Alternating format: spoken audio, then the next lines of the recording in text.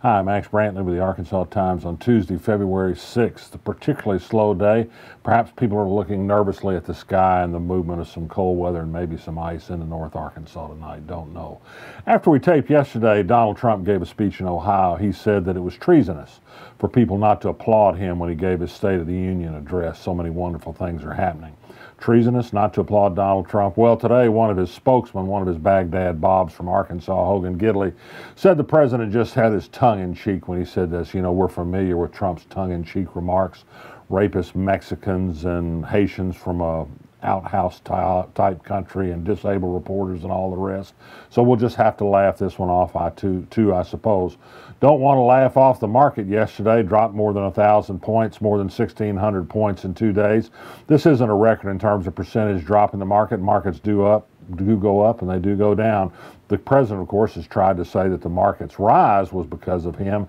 That makes him own a little bit of the drop, I suppose. Today, not much is happening in the market. It's stable. It seems to be consolidating around the ground it lost yesterday. This much is another statistical fact that Trump can ballyhoo, except I don't think he will. He was going to do something about trade. You'll remember our trade deficit is at a 9-year high after a year of Donald Trump in office. And by the way, Sean Hannity managed to blame the drop in the market yesterday on Barack Obama. Of course, seriously, he really did. Either that or the deep state. Take your choice.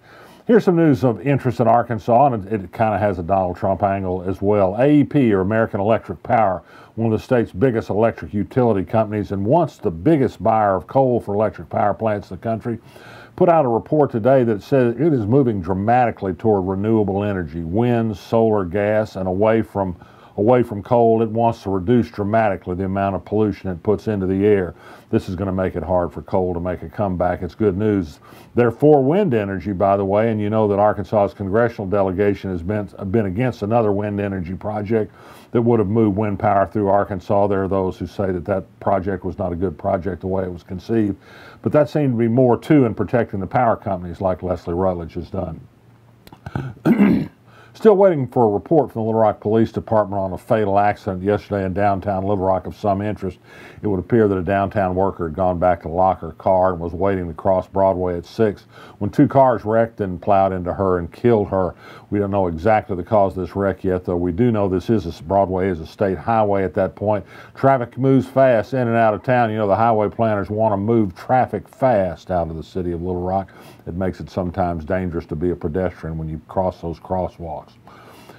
Well, today in Charleston, South Carolina, 5 finalists for Charleston Police Chief are going to be interviewed by city officials. One of them is Kenton Buckner, the Little Rock Police Chief, who surprised the city manager and mayor by applying for this job and seeking it. The Charleston newspaper has already written about some difficulties Buckner's had with police community relationships here and some racial tensions in our city.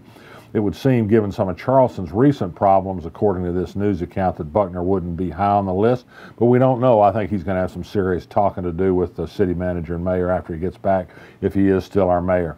Yesterday I mentioned Senator Bart Hester, the former baseball playing Razorback from Northwest Arkansas, who thought it was a terrible waste of money for UALR to advertise its one-of-a-kind Bachelor's of Fine Arts program in dance. I'd urge you to go back to Twitter if you use Twitter and take a look at the responses to Bart Hester's tweet on this point. Dozens of comments, all of them critical. No supporters of Bart Hester on this, including some people now in computer science who, guess what, majored in dance. You know, art can really be enlightening, lifting, and ennobling. Don't tell that to Bart Hester, though, but as I say, perhaps one too many beanballs in his baseball days. Resisting here, you do too. I'm Max Brantley. I'll be back tomorrow.